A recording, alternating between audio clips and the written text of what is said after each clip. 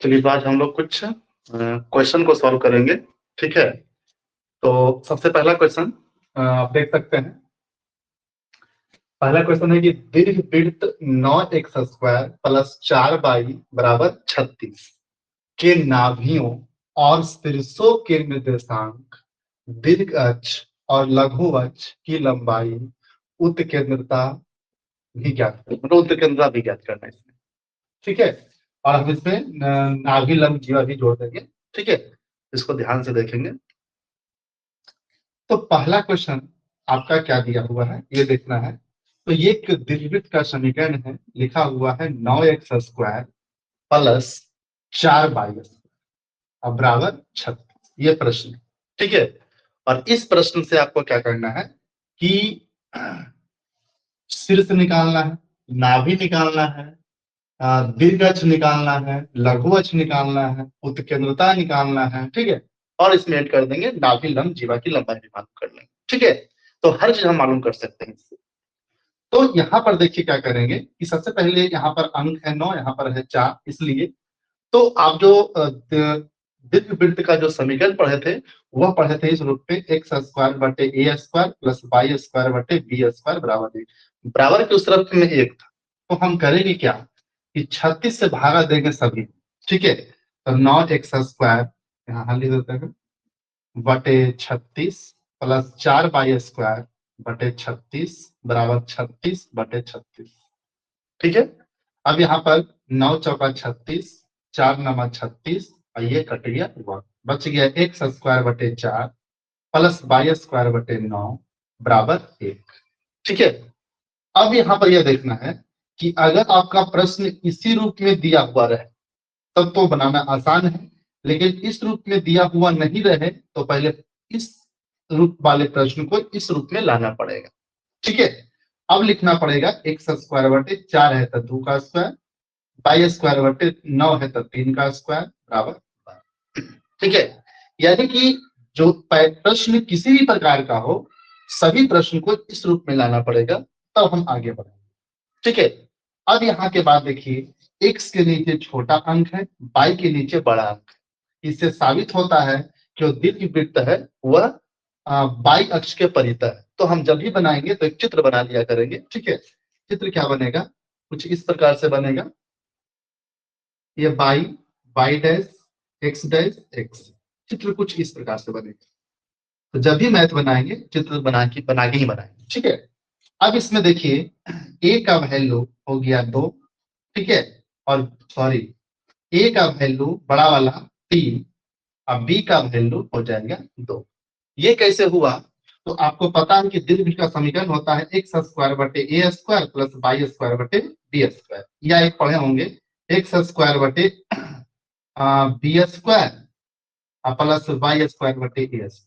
कोई बात नहीं, तो जब a² है तो a का मान स्क्वायर छोड़ के होगा, इसलिए a का मान 3, b का मान 2 होगी। ठीक है, और इसमें आपको समझाए थे पिछला वीडियो जो पढ़ाया उसमें देख लीजिएगा कि x a का मान जो बड़ा होता है तो यहाँ पर a का जो वैल्यू होगा वो y जो नीचे है और b का वैल्यू जो अकेले, a का मान समझ में आ गया, b का मान समझ में आ गया। ठीक है, अब एक सूत्र के सहारा से हम लोग c का मान निकाल लेते हैं। आपको पता है फार्मूला होता है a² बराबर b² प्लस c²।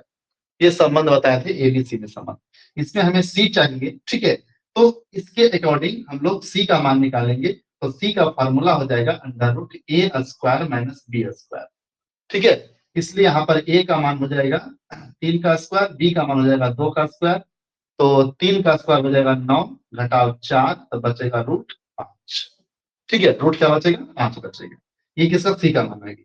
ठीक है, अब हम लोग को यहाँ पर पूछा क्या है, सबसे पहले है नाभियों और शीर्षों के निशान, दीर्घ अक्ष लघु अक्ष, है ना। अब इस प्रश्न से देखिए क्या क्या निकाल सकते हैं हम लोग।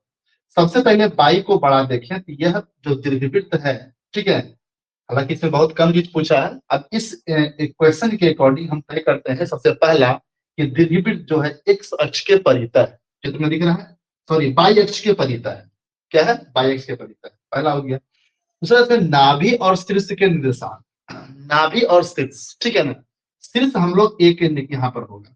ठीक है, तो यहाँ पर जो आपका आएगा मान लेते हैं शीर्ष, शीर्ष ए से होता है इसलिए यह 3,0 लिखाएगा और ये लिखाएगा -3,0 लिखाएगा।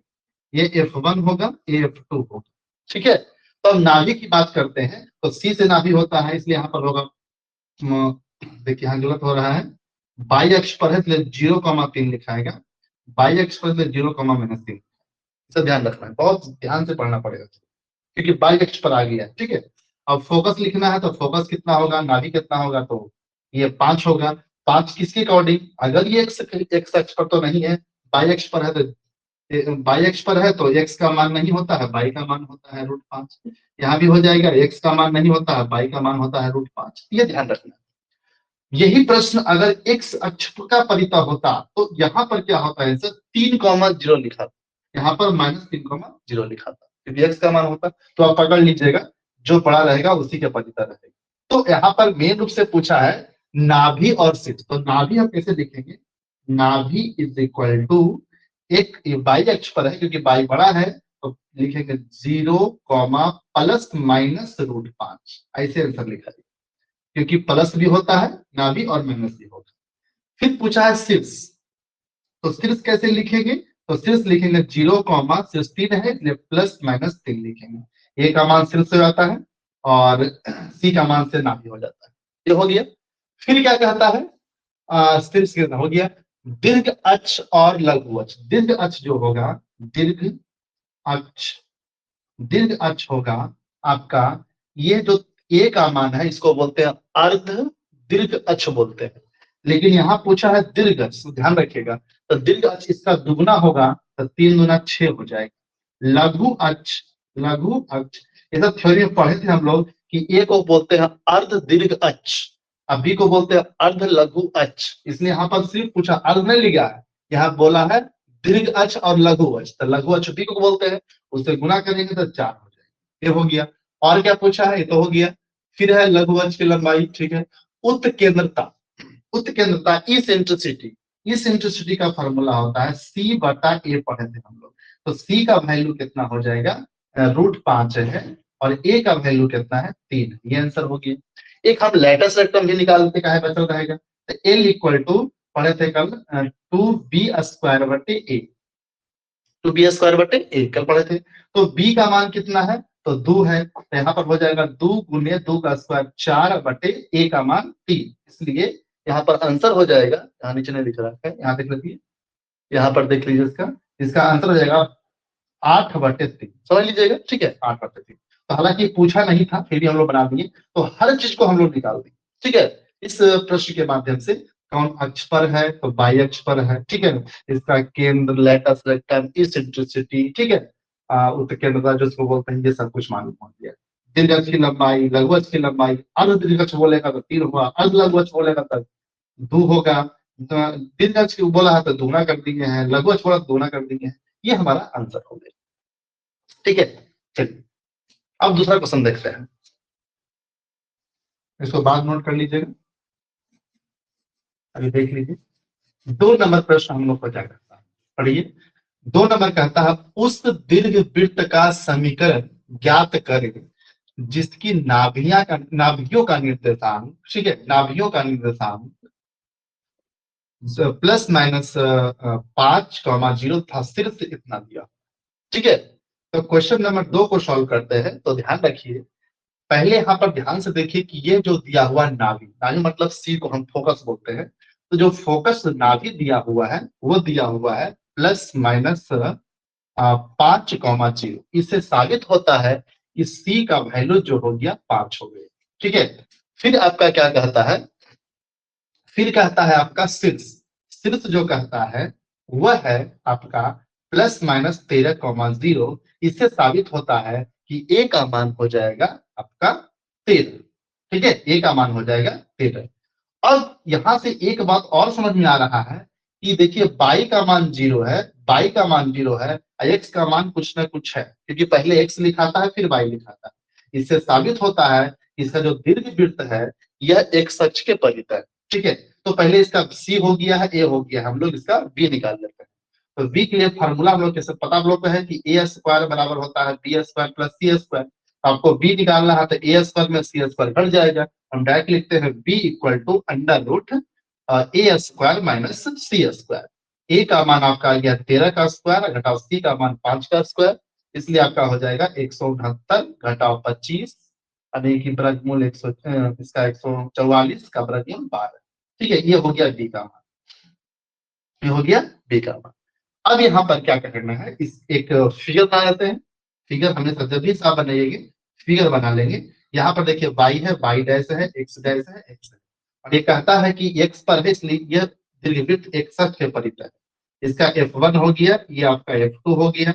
x अक्ष पर है इसलिए यहाँ पर हम लिखेंगे 5,0, इसको लिखेंगे -5,0। यहाँ शीर्ष है 13 इसलिए यहाँ पर लिखेंगे 13,0, इधर लिख देंगे -13,0।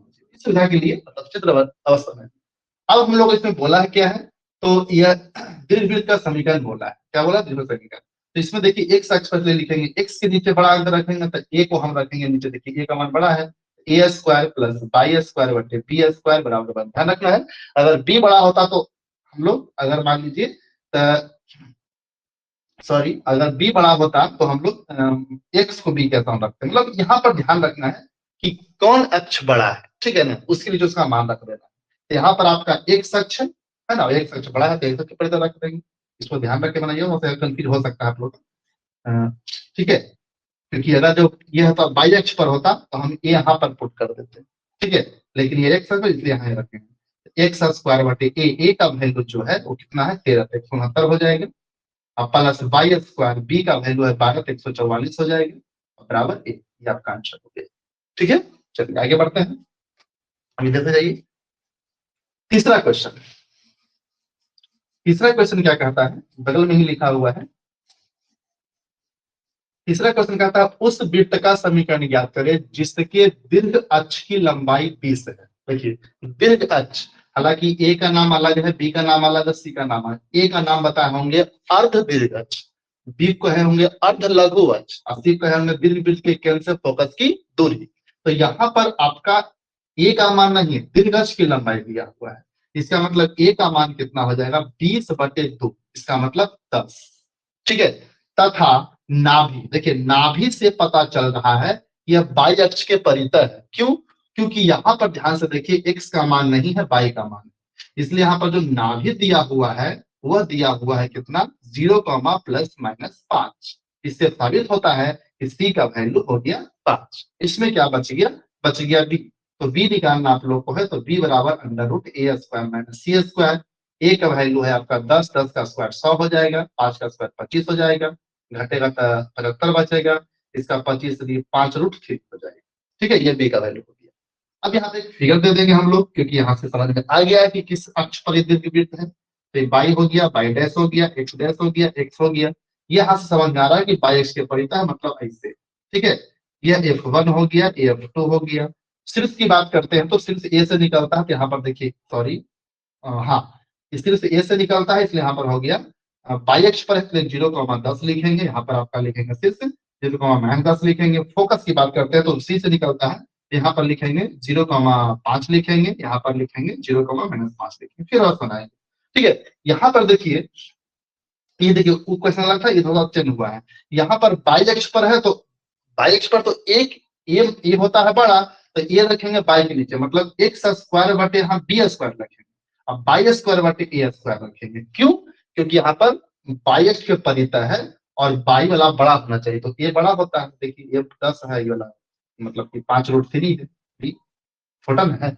ठीक है, अब यहाँ रख दीजिए मान एक्स स्क्वायर, बी का मान कितना है, तो बी का मान 5√3 है, तो 55 75 हो जाएगा। और बाई स्क्वायर ए का मान 10 है तो 100 हो जाएगा, बटा में 100 हो जाएगा बराबर 1। ये आपका आंसर हो गया।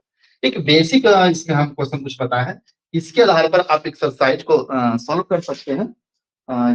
घर पे ध्यान दीजिएगा, ये आपका होमवर्क देते हैं। होमवर्क HW एक्सरसाइज कितना है 11.3 हमसे क्वेश्चन नंबर 1 से लेकर के आपको लगभग 20 तक क्वेश्चन है, कोशिश कीजिएगा। ठीक है ना, बाकी बीच में एक दिन क्लास हम और करेंगे तो पूरा क्लियर हो जाएगा।